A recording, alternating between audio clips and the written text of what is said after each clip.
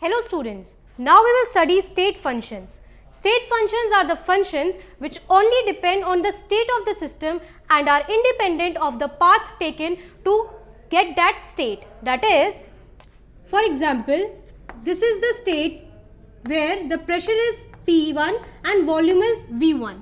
Internal energy is U, and this state have come through this path. So these quantities, that is pressure, volume and internal energy or U, is not dependent on the path taken but is only dependent on the point which is at it. That is, state functions are the functions which only depend on the state, not on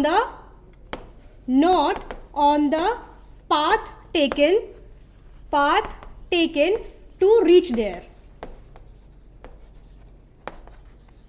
For example, energy, pressure, these are the examples of state function. That is, it does not depend on path but is also only dependent on state where it is. Thank you.